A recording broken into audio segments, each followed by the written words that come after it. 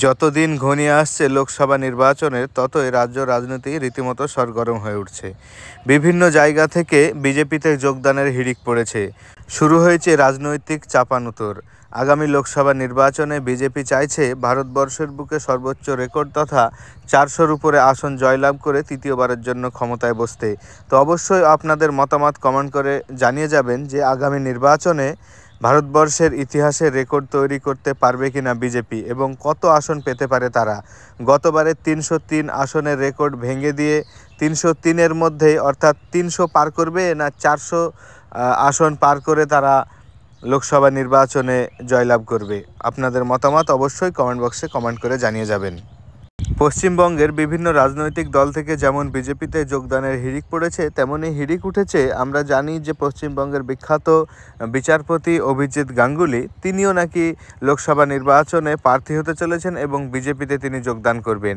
এই জল্পনাকে আরও উস্কে দেওয়া হয়েছে, কেননা গোটা পশ্চিমবঙ্গের তৃণমূল সমর্থকদের কাছে তৃণমূলের সেনাপতি হলেন অভিষেক বন্দ্যোপাধ্যায়। তার দুর্ভেদ্য আসন হলো ডায়মন্ড হারবার, যেখানে তাকে হারানো সম্ভব নয়। সেই ডায়মন্ড হারবার থেকেই প্রতিদ্বন্দ্বিতা করার ইচ্ছা প্রকাশ করেছেন অভিজিৎ গাঙ্গুলি। কিন্তু তিনি এও জানিয়েছেন যে দলের ঊর্ধ্বতম নেতৃত্বের কাছে বাধা রয়েছেন তারা। ঊর্ধ্বতম নেতৃত্ব তাদেরকে যেখান থেকে লড়াই করার জন্য অনুমতি দেবে সেখান থেকে তারা লড়াই করবে, তাদের কোনো ব্যক্তিগত মতামত নেই। কিন্তু এক্ষেত্রে যদি ডায়মন্ড হারবার থেকে তাকে প্রতিদ্বন্দ্বিতা করতে দেওয়া হয়, তাহলে অভিষেক বন্দ্যোপাধ্যায়কে, অর্থাৎ তিনি কিন্তু নাম না করে বলেছেন তৃণমূলের সেনাপতি, অর্থাৎ আমরা ধরে নিতে পারি অভিষেক বন্দ্যোপাধ্যায়কে তিনি লাখ লাখ ভোটে হারাবেন বলে তিনি চ্যালেঞ্জ করেছেন।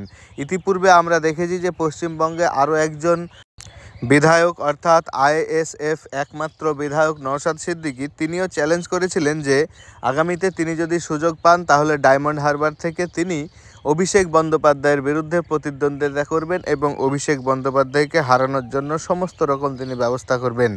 আর আজকের দিনে দাঁড়িয়ে দেখা যাচ্ছে নতুন করে বিজেপিতে যোগদান করার পরেই অভিজিৎ গাঙ্গুলি তিনিও জানিয়ে দিচ্ছেন যে তিনি ডায়মন্ড হারবার থেকে তাকে যদি প্রার্থী করা হয়ে থাকে তাহলে তিনি অভিষেক ব্যানার্জির বিরুদ্ধে প্রতিদ্বন্দ্বিতা করবেন এবং অন্ততপক্ষে লাখ লাখ ভোটে তাকে হারাবেন। তিনি যেমনই হোক না কেন তাকে চ্যালেঞ্জ করা তার ক্ষেত্রে কোনো রকম কঠিন কাজই নয়।